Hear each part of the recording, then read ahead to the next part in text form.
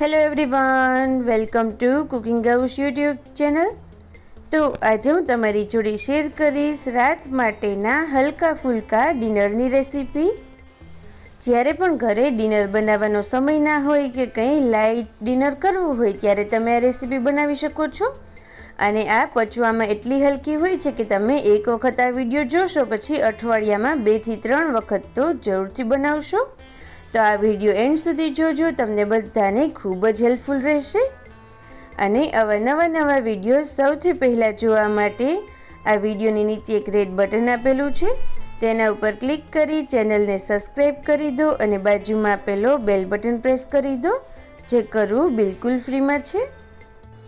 તો ચાલો હવે આપણે એકદમ સરસ એવો લાઇટ ડિનર બનાવવાની શરૂઆત કરીએ। તેના માટે મેં અહીંયા અડધો કપ જેટલા ઓટ્સ લીધેલા છે। જો તમારા ઘરમાં ઓટ્સ અવેલેબલ ના હોય કે ઓટ્સ ના પસંદ હોય તો તમે ચણાના લોટનો પણ ઉપયોગ કરી શકો છો। ત્યારબાદ જેટલા ઓટ્સ લીધા હોય સેમ એટલું જ આપણે તેમાં પાણી એડ કરીશું અને તેને ખૂબ જ સરસ રીતે મિક્સ કરી દઈશું। બધું સરસ રીતે મિક્સ થઈ જાય ત્યારબાદ આપણે તેને ઢાંકી અને 5 મિનિટ માટે રેસ્ટ આપીશું। તો 5 મિનિટ પછી તમે જોઈ શકો છો ઓટ્સ એકદમ સરસ રીતે પલળી ગયા છે। જો તમે ચણાના લોટનો ઉપયોગ કરતા હોય તો આ પ્રોસેસ કરવાની કોઈ જ જરૂર નથી। ત્યારબાદ આ રીતે આપણે તેને સરસથી મિક્સ કરીશું, જેથી કરી અને ઓટ્સ પણ એકદમ સરસ રીતે ક્રશ થઈ જશે।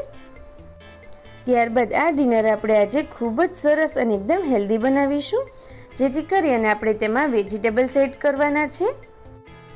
તેના માટે મેં અહીંયા ટામેટાં, ડુંગળી, મરચાં અને કોથમરી લીધેલા છે। તમને જે પણ વેજીટેબલ્સ પસંદ હોય તે બધા લઈ શકો છો। તો આ રીતે પહેલાં તો આપણે બધા જ વેજીટેબલ્સને સરસ રીતે મિક્સ કરી દઈશું। ત્યારબાદ હવે તેમાં 2 થી 3 મોટી ચમચી જેટલો ચણાનો લોટ એડ કરીશું। ત્યારબાદ હવે આપણે તેમાં મસાલાઓ એડ કરીશું।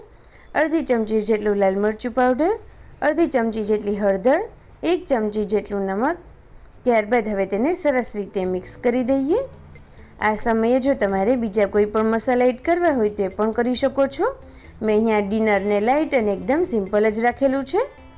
તો હવે જરૂર મુજબ થોડું કરી અને આપણે પાણી એડ કરીશું અને તેને સરસ રીતે મિક્સ કરતા જઈએ।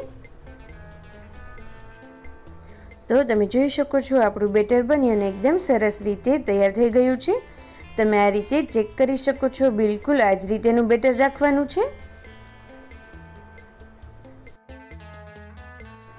ત્યારબાદ આ રીતેનો જે રેગ્યુલર તવો હોય તેને આપણે ગરમ થવા માટે મૂકીશું અને તેમાં આપણે અડધી ચમચી કરતાં પણ ઓછું તેલ એડ કરવાનું છે।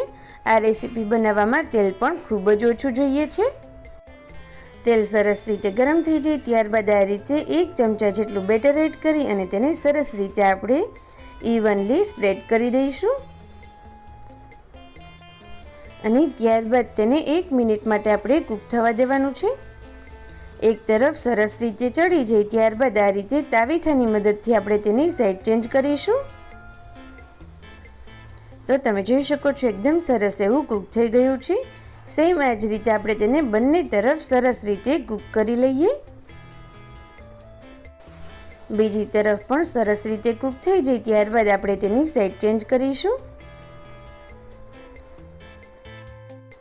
તો તમે જોઈ શકો છો આ રીતે ગોલ્ડન બ્રાઉન કલર આવી જાય ત્યાં સુધી તેને કૂક થવા દેવાનું છે।